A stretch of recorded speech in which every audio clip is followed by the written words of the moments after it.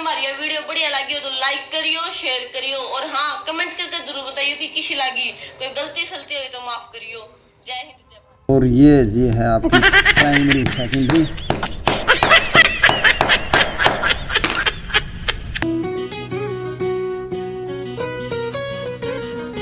मोदी सरकार और ट्रांसफॉर्मर का क्या रोल है, पहले मैं मोदी सरकार के बारे में बता देता हूँ। नोटें छप रही थी, महंगाई बढ़ रही थी और नोटों के बंडल कहीं छिप जाते थे। मैं भी पीछे लगाऊं, निकालो। कंपनी बंद कर दी, यानी कि जो इनमें दलाली खाते थे। और मैं ट्रांसफॉर्मर के अंदर जो पढ़ाऊंगा ना उसमें दलाली का काम होगा, लॉसेस। जितनी बिजली बनी उतनी ये तार ही खा गए, तो हमारे पास क्या पहुंचा। यहाँ प्रधानमंत्री आवास योजना सरकारी योजना के इतने अच्छे मकान भी हो सकते हैं क्या? ये इसलिए संभव होता है क्योंकि कटकी कंपनी बंद है। दिल्ली से 1 रुपया निकलता है तो गरीब के घर में पूरे 100 पैसे पहुंच जाते हैं, इसलिए ये संभव होता है। Step up Modi ji, step up Modi ji ने क्या काम कर दिया। 1 रुपया था, 1 रुपया भेज दिया, बीच में कोई खाया पी नहीं हुई। इनके अंदर तो खाया पी हुई है, देखो इसमें तो 160 रुपये खा लिए। आवाज़ आती रहे सुनू, समझ में आई। तो इसको हम बोलते हैं हमिंग लॉस, खतरनाक। तो 100 बार कानों सुनी से 1 बार आंखों देखी अच्छी होती है। यानी कि 40 करोड़ रुपए थे ब्लैक मनी और मोदी जी ने छोड़ दिए उसके पास 4 करोड़। एक बताओ स्टेप अप होगा स्टेप डाउन, तुम ऑटोमेटिक मेरे से पहले ही बोल जाओगे सर स्टेप डाउन। मेरे ख्याल से एक चीज़ क्लियर होगी, ठीक है भाई। आइडियल तो वो होता है जो बिल्कुल भी उजाड़ ना करे। स्टूडेंट्स ये ट्रांसफॉर्मर देखो, ये कनेक्ट होता है रेडियो इधर लगा होता है, मोबाइल के चार्जर में भी होता है। तो ये होता है ट्रांसफॉर्मर और इसका काम होता है वोल्टेज को डाउन करना। 220 वोल्टेज जब इसमें आएगी तो उसको कोऑपरेट करने के लिए 12 वोल्ट की ज़रूरत होती है। तो 220 को किस में बदल रहा है, 12 में। तो इसको हम बोलते हैं स्टेप डाउन ट्रांसफॉर्मर, ठीक है। और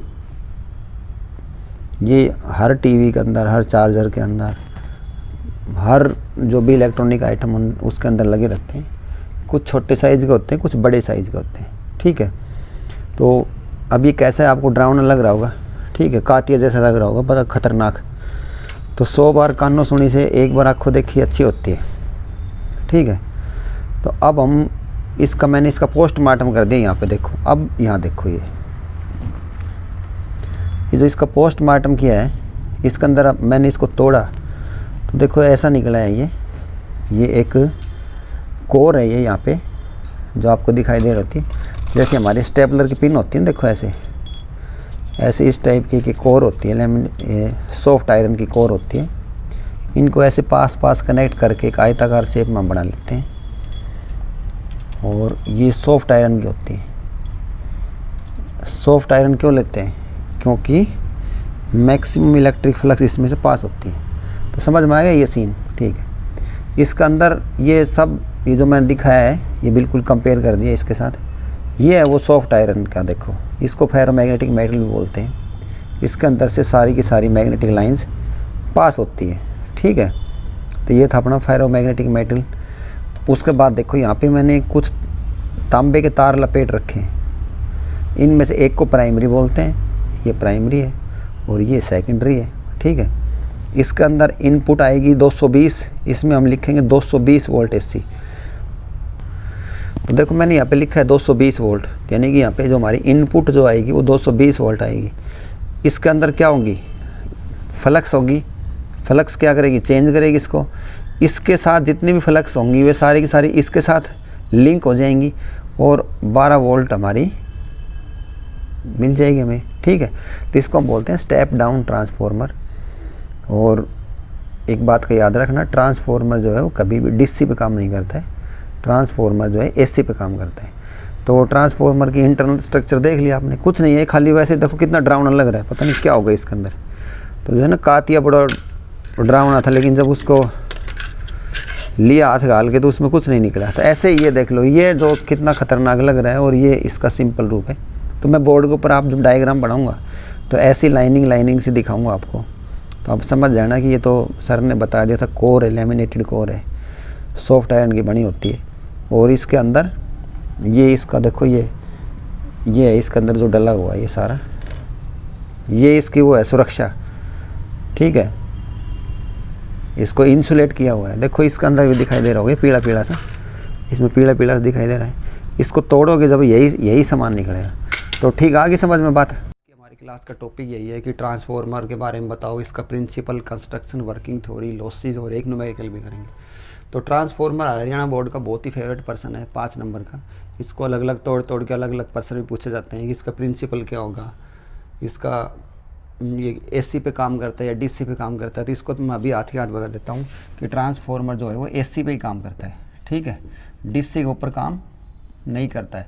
यानी कि जो सांप वाला करंट है उसी पे काम करता है, जो सीधा जाता है उस पे काम नहीं करता है। 1% तो यही नहीं मिटा दिया हाथ के हाथ। इसका प्रिंसिपल देख लो, इसका प्रिंसिपल है वो म्यूचुअल इंडक्शन पर डिपेंड करता है, म्यूचुअल इंडक्शन। डियर स्टूडेंट्स, जब भी म्यूचुअल की बात करते हैं तो म्यूचुअल का मतलब 2 से संबंधित होता है, ठीक है, एक प्राइमरी कॉइल, एक सेकेंडरी कॉइल। और सेल्फ इंडक्शन की बात होती है तो वो एक से रिलेटेड होती है, एक ही कॉइल होती है। ये पर्सन भी निमटा दिया हाथ के हाथ, ठीक है। कंस्ट्रक्शन, वर्किंग थ्योरी विस्तार से बताऊंगा। तो सबसे पहले इस पर्सन में हम डिस्कस करते हैं कि भाई हमें ट्रांसफार्मर की ज़रूरत ही क्यों पड़ी, हमें ट्रांसफार्मर की ही ज़रूरत क्यों पड़ी, और हमें मोदी सरकार की ज़रूरत क्यों पड़ी। मोदी सरकार, ट्रांसफार्मर को हम कंपेयर करके पढ़ेंगे, ट्रांसफार्मर को हम कंपेयर करके पढ़ेंगे मोदी सरकार से। तो हम कहोगे ये कैसे भाई, मोदी सरकार और ट्रांसफार्मर का क्या रोल है। पहले मैं मोदी सरकार के बारे में बता देता हूँ, वो तो सभी को पता है, लेकिन वो कुछ बातें ऐसी जो और भी आज क्लियर हो जाएंगी। मोदी सरकार के अंदर मोदी सरकार डबल रोल करती है, मोदी सरकार डबल रोल में है। डबल रोल कैसा, देखो, जब कोई विकास की बात होगी, जब कोई विकास कार्य की बात होगी तो मोदी जी जो हैं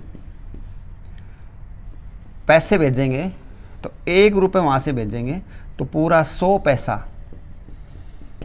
पैसा आदमी के हाथ में आएगा, ठीक, वो अपना काम करेगा। इसमें किसी प्रकार का कोई भी कट नहीं है, क्योंकि आपने स्पीच के स्टार्टिंग में सुना था कि अब वो कट वाली कंपनी बंद हो गई है। अगर हमारी दिल्ली से अगर 1 रुपये चलता है तो मज़दूर के हाथ के अंदर कितना पैसा जाता है, पूरा 100 पैसा। और जिसने पहली बार सुना बताता हूँ, 1 रुपये में 100 पैसे ही होते हैं, ठीक है, ये मैंने रुपये लिखे हैं या पैसा लिखे हैं।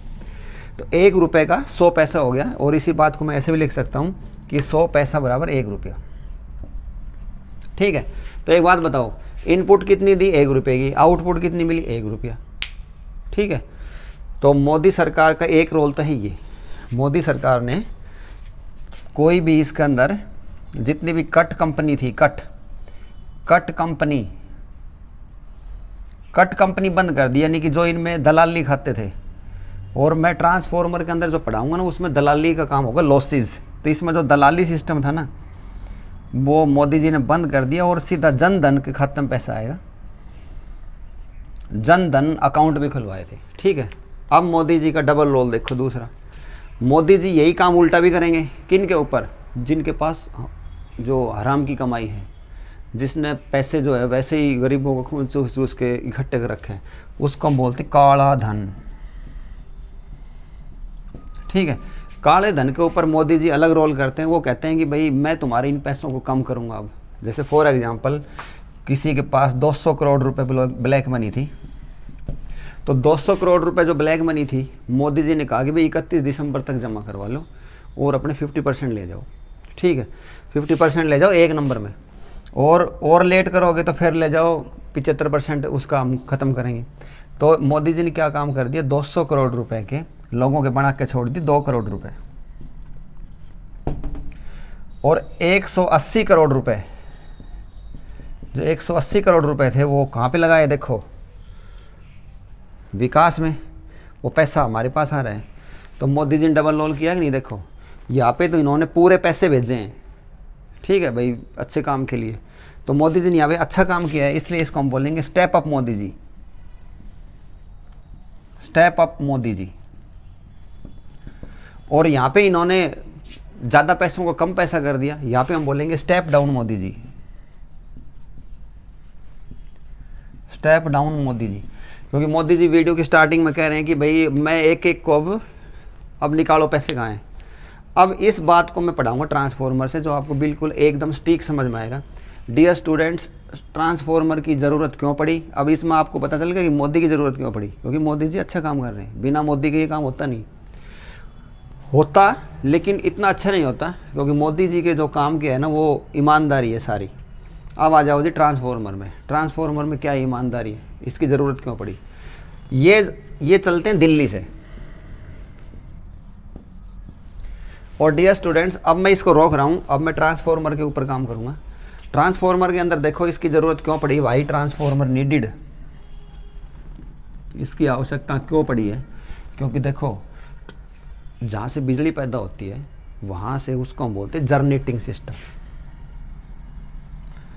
जनरेटिंग सिस्टम, ठीक है। पावर भी बोलते हैं बिजली को, पावर जनरेटिंग सिस्टम। जैसे यहाँ दिल्ली से पैसे चलते हैं वहाँ पावर जनरेट होती है। कहाँ पे, कि जैसे नदी जा रही है, नदी के साथ हमने ऐसी यूं टरबाइन लगा दी और इसके साथ हमने एक मोटर जोड़ दी। नदी के पानी को तो नीचे जाना ही है, लेकिन वो क्या काम करेगा, इस टरबाइन को घुमाते हुए निकल जाएगा, ठीक है। जब इसको घुमाएगा तो इसके अंदर मैग्नेट लगी हुई है, इसके अंदर बिजली बनेगी और उस बिजली को हम बड़े पोल्स पे लेते हैं। ऐसे देखो ये बड़े बड़े खंभे आपने देखे हैं, यहाँ पे बिजली बनेगी। ये बिजली यहाँ पे बन चुकी है, ठीक है। अब इसको हमने लेके जाना है दूसरे गांवों के अंदर, स्टेट्स के अंदर, शहरों के अंदर। तो यहाँ से ऐसे सोच लो ये जा रही है, बिजली के तार जा रही है। और ये मान के चलो कि यहाँ पे जो बिजली पैदा हुई है ना वो 1000 वाट की, ठीक है। इस स्टेशन के ऊपर कितनी बिजली बनी, 1000 वाट की। 1000 वाट को देखो पावर का फार्मूला होता है हमारा P = V × I। इसको 1000 को डियर स्टूडेंट्स मैं ऐसे लिख सकता हूँ, देखो एक बार 1000 को मैं ऐसे लिख दूँ 500 × 2, इसको ऐसे लिखते हैं 100 × 100, इसको ऐसे लिखते हैं 250 × 4 और इसको ऐसे लिखते हैं 500 × 2। 1000 को तो ऐसे लिख सकते हैं। तो यहाँ पे देखो V का रोल कौन कर रही है, I का रोल कौन कर रहा है, 10 VI। यहाँ तक तो कोई दिक्कत नहीं। अब देखो कि जो पावर लॉस होगी, पावर लॉस क्यों होगी, क्योंकि जो तार हैं इतने लंबे तार हैं, रेजिस्टेंस इनका कुछ ना कुछ होगा। Resistance is directly proportional to L, इनकी कोई ना कोई ज़्यादा लंबाई होगी। तो मान लो इसका रेजिस्टेंस जो है वो 10 ओम के बराबर है, मान लो से।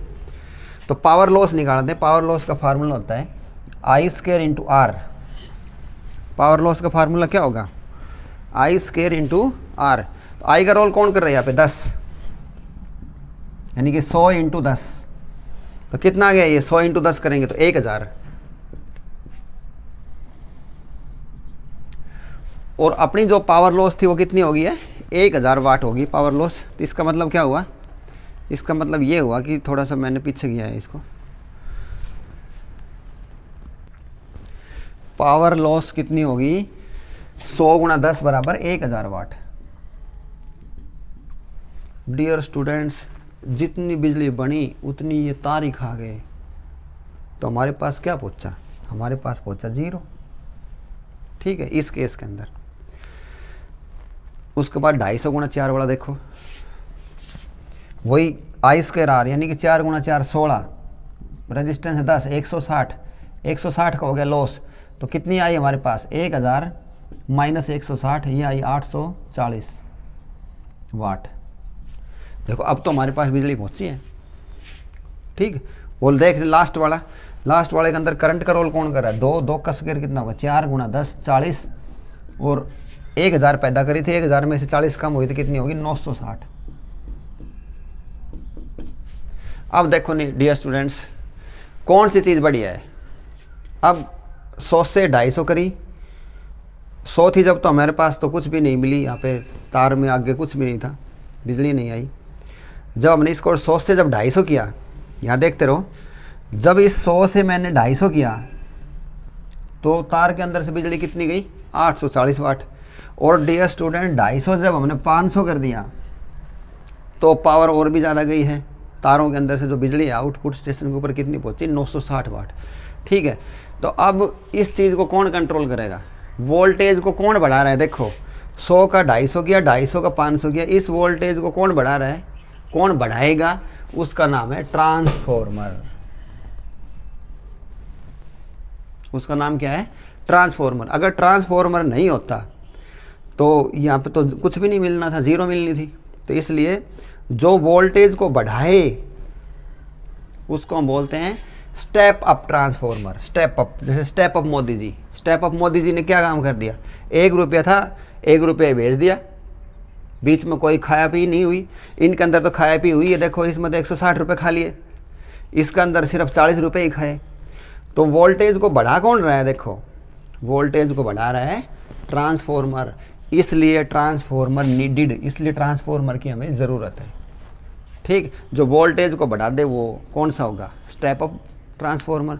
जो वोल्टेज को डाउन कर दे, जैसे अब ये बिजली जो थी ये हमारे घरों में आ गई, अब ये फॉर एग्जांपल मान के चलो ये आई है 11,000 वोल्ट,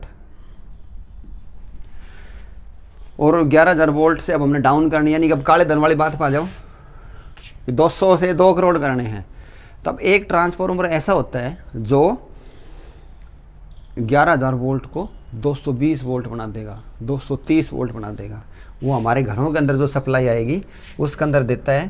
तो जो 11,000 वोल्ट को 220 वोल्ट बना दे उसको क्या बोलेंगे, स्टेप डाउन, और इसको क्या बोलेंगे, स्टेप अप। ठीक है, तो जैसे ट्रांसफॉर्मर की ज़रूरत है वैसे मोदी जी की ज़रूरत है, ओ एंड वाइस वर्सा, समझ गया। तो अब मैंने ट्रांसफॉर्मर को कंपेयर किया है मोदी सरकार से। ये शायद जो एग्जाम्पल है ना आपके दिलो दिमाग में हमेशा के लिए बैठ जाएगा, और जब भी आपको कभी भी कोई ट्रांसफॉर्मर की बात होगी तो ये ज़रूर आपके सारे पर्सन याद आ जाएंगे। तो डियर स्टूडेंट्स, इसलिए ट्रांसफॉर्मर की ज़रूरत होती है। अब मैं इसकी डेफिनेशन लिखूँगा, प्रिंसिपल, कंस्ट्रक्शन, वर्किंग थ्योरी, ये सभी चीज़ें आपको समझ में आ जाएंगी। तो अब हम करते हैं इसकी डेफिनेशन। देखो डेफिनेशन क्या है इसकी, डेफिनेशन ये है, it is a device which is use to control voltage. जो वोल्टेज को कंट्रोल करे उसको हम क्या बोलते हैं, ट्रांसफॉर्मर। ठीक है, ट्रांसफॉर्मर का अगर और भी समझे और भी आसानी से तो ट्रांसफर जमा फॉर्मर। अगर हम ट्रांसफार्मर का संधि विच्छेद करें इंग्लिश के अंदर, तो ये सब मजाक कर रहा हूँ वैसे ही, तो इसका आगे का देखो, ट्रांस का तो ये हटा दो फर, और इसका हटा दो फोर, तो ट्रांसफर, फर हटा दो यहाँ से और इसको जोड़ दो, तो क्या बनेगा ये, ट्रांसफॉर्मर। फॉर्मर का मतलब पहले वाला, और ट्रांसफर का मतलब बदली, बदलना। तो एक ऐसी मशीन जो पहले वाली वोल्टेज को बदल दे। ठीक है, जैसे जो हाई वोल्टेज को किस में बदल दे, लो वोल्टेज में, एंड वाइस वर्सा का मतलब लो वोल्टेज को किस में बदल दे, हाई वोल्टेज में, उसको क्या बोलेंगे हम, ट्रांसफॉर्मर। ठीक है, सिंपल सी बात, सीधी सीधी। अब देखो आगे, सिंपल डेफिनेशन लो पहले तो, it is a device which is use to control the voltage. ठीक है, और it is a device which converts high voltage, जहाँ पे हाई वोल्टेज होगी डियर स्टूडेंट्स वहाँ पे लो करंट होता है। ठीक है, यहाँ भी मैंने एक डेमो भी करके दिखा दिया था आपको, फिर देख लो एक बार। मान लो 1000 वाट है, 1000 वाट को पावर है, तो उसको मैं ऐसे लिख दूँ, P = VI, ये फार्मूला होता है। तो इसको ऐसे भी लिख देते हैं हम, 500 × 2, 250 × 4, और इसको लिख दूँ 100 × 10। तो P = VI। अब देखो जब 100 वोल्ट है सीधी सी बात है, जब 100 वोल्टेज है तो करंट कितना है, 10। यानी कि जब वोल्टेज कम है तो करंट कैसा है, high. Low voltage high current, low voltage high current, समझ में आ गया मेरे ख्याल से। आगे देखो, अब ये है 500 हाई वोल्टेज, तो लो करंट होगा। देखो हाई वोल्टेज लो करंट, मेरे ख्याल से बस सारी चीज़ समझ में आ रही है। ये भी डेफिनेशन भी होगी, तो डेफिनेशन होगी तब इसकी हम प्रिंसिपल कंस्ट्रक्शन ये देखते हैं। फिर वर्किंग लॉसेज एरिक न्यूमेरिकल। तो अब देखते हैं डियर स्टूडेंट्स, इसका प्रिंसिपल क्या होता है ट्रांसफॉर्मर का। ट्रांसफॉर्मर का जो प्रिंसिपल होता है वो it is based on the principle of mutual induction. Mutual induction, जब भी म्यूचुअल की बात आती है तो दो कॉइलों की बात होती है। तो म्यूचुअल इंडक्शन का जो फिनोमेना है उसके ऊपर ये बेस्ड होता है। ये कर लेना, एक नंबर का तुम्हारा ये हो गया, ठीक है। एक नंबर में अलग से पूछ लेते हैं इसको। उसके बाद आती है इसकी कंस्ट्रक्शन। कंस्ट्रक्शन बहुत ही आसान है, अपने सरों में जो वीडियो में ट्रेलर देख लिया था उसमें समझ में आ गई होगी। इसके अंदर दो कॉइल होती हैं, एक कोर होती है। ऐसे देखो, जो ये वाली जो आपको दिखाई दे रही है ये है लैमिनेटेड आयरन कोर, ठीक है, सॉफ्ट आयरन कोर। जैसे अपनी स्टेपलर की पिन हुई, अगर मैंने दिखा रखी थी आपको, देखो इनके अंदर ये ऐसी लाइनिंग सी खींची रहे, ऐसे बना रखी है वाली करके। समझ में आ गई बात।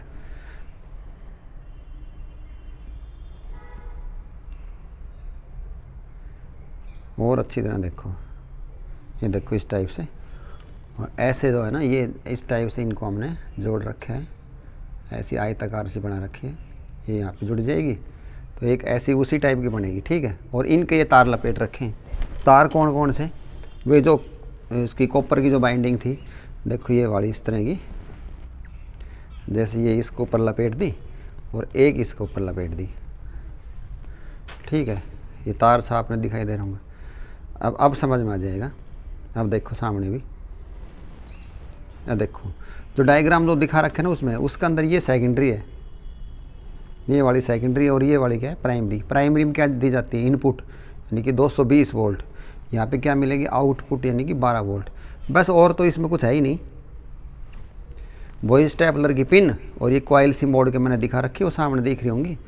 और एक का नाम हमने सेकेंडरी रखा हुआ है और एक का नाम क्या रखा हुआ है, प्राइमरी, ठीक है। ये वाली प्राइमरी है।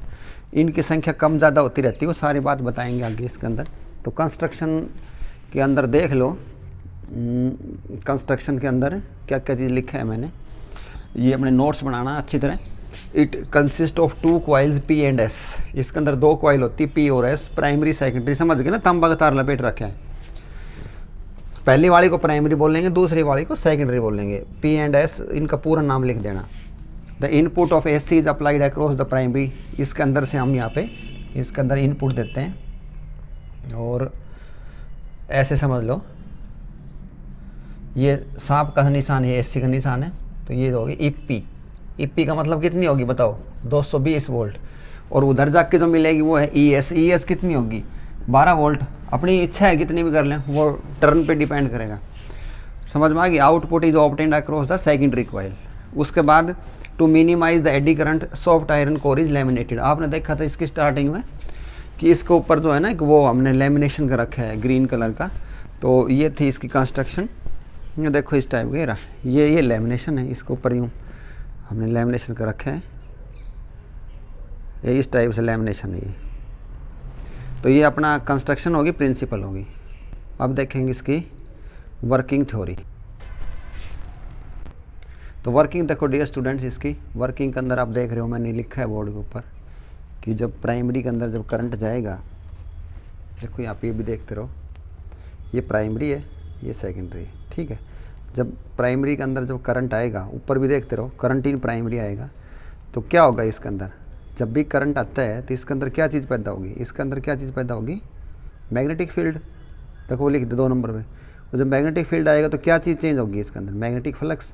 ये इसमें जो मैग्नेटिक फ्लक्स चेंज हुई है, इसके नियर बाई सेकेंडरी रखी है, देखो ये वाली,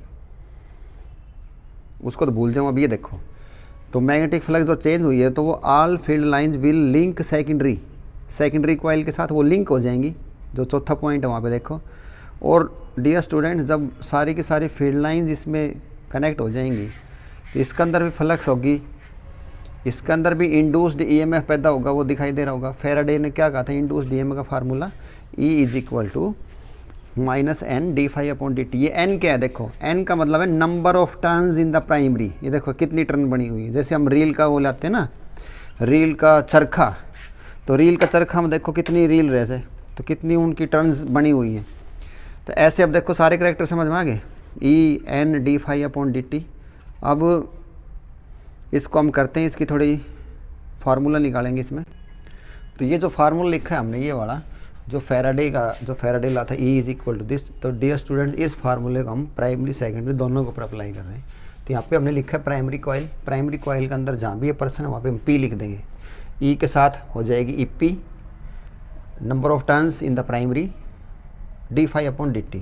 सेकेंडरी के साथ लिखोगे तो ये हो जाएगा NS d∅dt। ठीक है, दोनों इक्वेशन आ गई। आप कहोगे सर ये फाई के साथ आपने P और S क्यों नहीं लिखा? क्योंकि डियर स्टूडेंट्स, हमने बताई थी कि जो उसकी जो कोर है, कोर वो हमने किस चीज़ की बनाई है? सॉफ्ट आयरन कोर है, वो फेरोमैग्नेटिक मेटल है, उसके अंदर सारी की सारी लाइंस एब्जॉर्ब कर लेता है वो, तो फ्लक्स सेम रहेगी। समझ में आ गई बात? फ्लक्स जो प्राइमरी के साथ आएगी, प्राइमरी में से जितनी भी लाइनें निकलेंगी ना, वही सारी की सारी लाइन सेकेंडरी में भी जाएंगी। तो वो इसलिए हमने फाई को सेम रखा है। दोनों इक्वेशन को डिवाइड कर दो। इसको याद रखा करो, एस को ऊपर लिखा करो, ES बटे EP, और ये इतना आ गया। वो ऊपर क्यों लिखा करो ना? टाइम बचाने खातर। अगर मान लो EP बटे ES करोगे तो फिर पलटी मारनी पड़ेगी, तो मैंने पहले ही पलटी मार के रख रखा है। ये दोनों काट दो, d∅dt से d∅dt कट जाएगी, और कितना बच जाएगा? NS/NP माइनस माइनस भी कटेगा। तो ये फार्मूला मैंने नीचे लिख दिया। अब देखो, इस फार्मूले को मैं ऐसे लिखता हूँ, EP को साइड में लिख के चले गया, वो EP। तो जो सेकेंडरी है ना, सेकेंडरी का मतलब आउटपुट, और ये EP क्या थी? इनपुट। आउटपुट मान लो थी 220 वोल्ट, और इनपुट थी 220 वोल्ट, और आउटपुट कितनी होगी? इस चीज़ ने ये डिसाइड करेगा। NS बटे NP जो है वो इस चीज़ को डिसाइड करेगा कि तुम्हारी आउटपुट कितनी होगी। तो इसने मैं थोड़ा सा दिखना बंद हो रहा है, इससे ऊपर लिख रहा हूँ। ये था formula, ES is equal to NS बटे NP इंटू EP। ठीक है डियर स्टूडेंट्स, EP मान लो हमने दी थी 220, तो आउटपुट कितनी होगी ये देखेंगे। सुनो भाई, मेरी बात सुनो एक बात ध्यान से। अगर NS और NP दोनों बराबर हो गई, नंबर ऑफ टर्न्स दोनों चीज़ बराबर होगी, तो बराबर होगी तो 1/1 कट जाएगा, तो आउटपुट भी कितनी मिलेगी? 220 ही। तो 220 ही इनपुट दी, 220 ही आउटपुट मिली। फिर मोदी सरकार की क्या ज़रूरत है? फिर तो राम राज आ गया कि ऊपर तो अपना आप 220 की, तो हमने 220 रुपये छोटे, नीचे वाला के पास 220 ही पहुँच गए, तो मोदी सरकार की तो ज़रूरत नहीं है। लेकिन ऐसा नहीं होगा, ऐसा हो ही नहीं सकता। ठीक है, इसलिए हमें ट्रांसफॉर्मर की ज़रूरत है, इसलिए मोदी सरकार की ज़रूरत है। तो इस सारे फार्मूले में असली जो है वो बाजी किसके हाथ में है? असली बाजी इस फैक्टर के हाथ में, ये डिसाइड करेगा। समझ में आई बात है? तो जो NS बटे NP है ना, NS बटे NP, इसको हम बोलते हैं ट्रांसफॉर्मर रेशो। क्या बोलोगे इसको हम? Transformer ratio. इसको हम K भी लिख देते हैं। ठीक, ये इनके मान कम ज़्यादा होंगे, उसी हिसाब से इसकी टाइप निकाल देंगे। तो ट्रांसफॉर्मर रेशो जो है वो, उससे आपको पता चल गया कि भाई इनके मान सेम नहीं हो सकते, अलग अलग होंगे। तो इस हिसाब से हम इनके देखते हैं। 2 फार्मूले छोटे छोटे रह गए।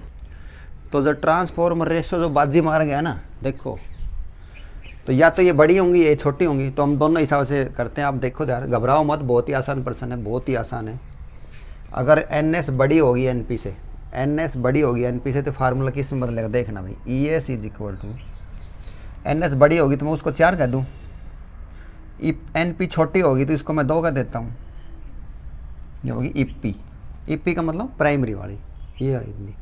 तो ES is equal to 2EP। ठीक है, तो EP मान लो 10 वोल्ट थी, EP मान लो 10 वोल्ट थी, तो ES कितनी होगी बताओ?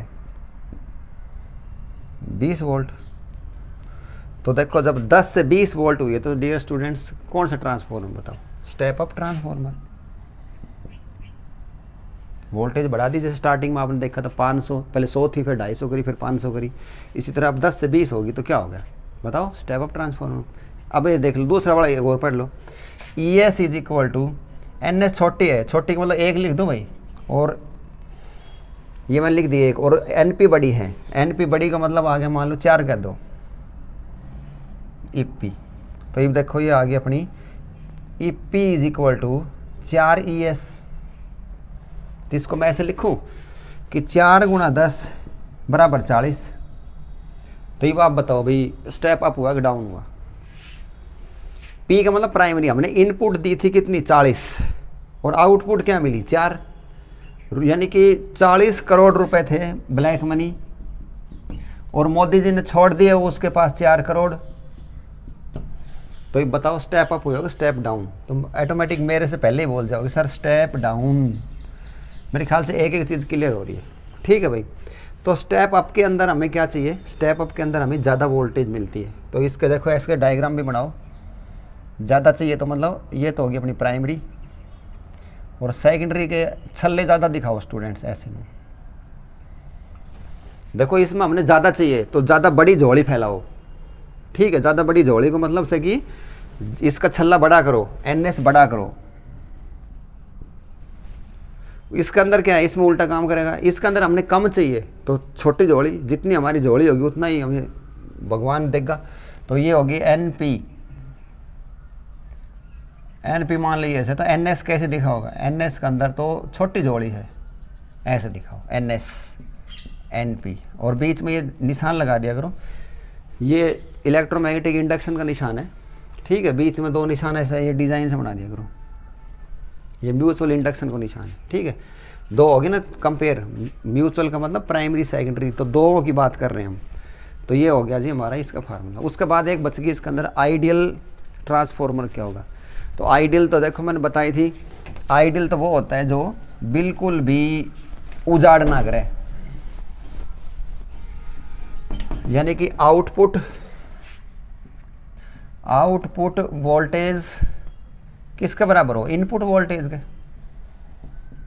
जब भी मैं आइडियल कहूँ ना तो थमनू कह दिया करो सर रामराज का मतलब से कि कोई हेराफेरी नहीं होगी, इनपुट आउटपुट दोनों बराबर होगी। आउटपुट में कौन था हमारे पास? Secondary ES। आउटपुट पावर का वालो, आउटपुट पावर बराबर है इनपुट पावर। पावर पढ़ेंगे हम, वोल्टेज को नहीं पढ़ेंगे। तो देखो पावर का formula students P = V × I, लेकिन मैं यहाँ पे E कर रहा हूँ इंड्यूस्ड EMF वाली, E × I। तो इसको मैं लिख दूँ ES IS = EP IP। इस फार्मूले को और मॉडिफाई करो। ये हम पढ़ रहे हैं आइडियल ट्रांसफॉर्मर, वही बेस्ट फ्रेंड वाला है वो। तो अब मैं इसको ऐसे लिखूँ ES/EP, और ये बनेगा हमारा IS IP। वैसे करके देख लो, तिरछी गुणा वाई बात होगी। और ES/EP मैंने किसके बराबर बताई थी? NS/NP। तो ये फार्मूला यूज़ कर देंगे हम, आइडियल ट्रांसफॉर्मर की बात आएगी। तो ये फार्मूला में निमट गया हमारा भाई आइडियल ट्रांसफॉर्मर का। आउटपुट पावर बराबर ट्रांसफॉर्मर रेशियो के हिसाब से इसने, और देख लो ये NS/NP हमारा ट्रांसफॉर्मर रेशियो। कई बार पूछता है कि भाई इसका मान 1 से बड़ा होगा छोटा होगा, स्टेप डाउन स्टेप अप में। तो स्टूडेंट्स इसकी भी तिरछी गुणा करो, NS > NP, ठीक है। कौन सी झोली बड़ी है बताओ? आउटपुट वाली झोली बड़ी है ना, तो बड़ी है झोली, तो ये तो होगा स्टेप अप। इसके अंदर चलो NS तिरछी गुणा करो NP। कौन सी झोली बड़ी है? प्राइमरी वाली, यानी कि झोली का मतलब आउटपुट वाली। सेकेंडरी वाली देखा करो। तो NS वाली छोटी झोली है तो छोटा ही मिलेगा। 200 करोड़ का 2 रुपये 2 करोड़ हो जाएगा। तो इसने मैं लिख दो स्टेप डाउन।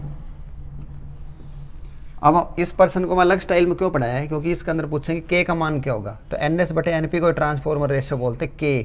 तो K should be greater than 1 और K should be less than 1। तो ये ट्रांसफॉर्मर की जानकारी थी स्टूडेंट्स। इसके अंदर कौन कौन से लॉसेज आते हैं? लॉसेज का मतलब है भाई जो ट्रांसफार्मर ने काम ना करने दे। तो ये स्टूडेंट्स हमारे लॉसेज में क्या क्या आता है? ट्रांसफार्मर जब काम करता है तो कौन कौन से उसमें लॉसेज होते हैं? लॉसेज का मतलब नुकसान होता है, जो आउटपुट पावर हमारे पास पूरी नहीं पहुंच पाती, ठीक है। जो कट की कंपनी बताई थी ना मोदी जी ने शुरू में, जो कट की कंपनी मतलब जो कट लगाने वाले थे, जो ऊपर से 1 रुपया चलता था तो उसमें 5 पैसे कोई खा गया, 2 पैसे कोई खा गया, 12 पैसे कोई खा गया, तो नीचे वाले को जाके मुश्किल से 20 पैसे मिलते थे। इसी तरह ही जो हमारी जो पावर होती है जो यहाँ से चलती है, जैसे उत्तराखंड से चली है, तो जो जनरेटिंग स्टेशन से हमारे घर तक पहुँचते पहुँचते वो पूरी पावर नहीं पहुँच पाती है। जैसे स्टार्टिंग में आपने देख लिया था, वो जब हमने 500 वोल्ट कर दी थी तो वो हमारे पास 960 वाट ही पहुँची थी। 40 वाट तो फिर भी खा गए थे, ठीक है, खा गए थे मतलब वो लाइन लॉस हो गई थी, इसको लाइन लॉस बोलते हैं। तो ऐसे ट्रांसफार्मर को मन बिजली की टंकी बोलते हैं, जो खंभों के ऊपर भी लगी रहती है। तो जो लॉसेज है वो ये 4-5 किस्म के लॉस है। तो सबसे नीचे वाले स्टार्टिंग करते हैं हमिंग लॉस। हमिंग लॉस का मतलब आप किसी ट्रांसफार्मर के पास खड़े होकर थोड़ी देर रुकोगे या शाम को पावर हाउस के अंदर से रात को जो है ना ऐसी आवाज़ आती रहे नु समझ में आई, तो इसको हम बोलते हैं हमिंग लॉस। और है हिस्टेरिसिस लॉस, कि जब करंट पास होता है तो कभी उसके अंदर साइकिल ऑफ मैग्नेटाइजेशन होती है, कभी डीमैग्नेटाइजेशन, इसको हिस्टेरिसिस लॉस बोलते हैं। आयरन लॉस जो हमने जो दिखाया था स्टेपलर की पिन टाइप का, वहाँ भी आयरन लॉस होता है। कॉपर लॉस, कॉपर जो है वो सारी की सारी जब उसमें से करंट पास होता है, यानी कॉपर की वायर, ये कॉपर की, जब इसके अंदर से जब करंट पास होगा तो ये कुछ जो इलेक्ट्रिक एनर्जी है ना वो हीट एनर्जी में कन्वर्ट हो जाती है। तो हीट को तो वापस पकड़ नहीं सकते हम। उसके बाद आती है फ्लक्स लॉसेज, सारी की सारी लाइन से उसको फेरोमैग्नेटिक भी बना लो तो भी सारी की सारी लाइन उसमें नहीं जाती, कुछ 1% लीक हो जाती, फ्लक्स लॉसेज बोलते हैं। तो ये लॉसेज थे 4-5 किस्म के लॉस हैं, इनको लिख देना, खाली पॉइंट ही डाल देना इनके। उसके बाद आती है एफिशिएंसी ऑफ ट्रांसफार्मर। एफिशिएंसी का मतलब होता है आउटपुट बटे इनपुट, ठीक है। मैं आपको पढ़ा रहा हूँ, मैं आपको इनपुट दे रहा हूँ और ये 5 नंबर का प्रश्न मैंने आपका तैयार करवाया है, और 5 में से अगर आपने 5 ही ले लिए, सारी बात लिख दी, तो आपकी आउटपुट भी 5 कहलाएगी, इनपुट भी 5 हुई, तो आपकी एफिशिएंसी वो 100% होगी। समझ में आ गई? हमने जो लागत लगाई और बदले में जो सामान मिला वो आउटपुट होगी। तो इनका रेशो निकाल दो। अब जब भी मैं आउटपुट की बात करूँ ना तो आप सेकेंडरी की तरफ ध्यान दिया करो। सेकेंडरी का मतलब हमारी झोली, जो हमने झोली ले रखी है, वो ES IS EP IP। तो ये ट्रांसफार्मर था भाई। शायद उम्मीद करता हूँ आपको ये ट्रांसफार्मर का पर्सन जो है ना अच्छी तरह समझ में आ गया होगा सदा के लिए। तो इस पर्सन को 1-2 बार लिखो और याद करो, और अगर ये वीडियो पसंद आ गई हो तो वही काम समझ में आ गए। थैंक्स। आपने हमारी ये वीडियो बढ़िया लगी हो तो लाइक करियो, शेयर करियो, और हाँ कमेंट करके जरूर बताइयो कि किसी लगी, कोई गलती सलती हुई तो माफ करियो। जय हिंद, जय भारत।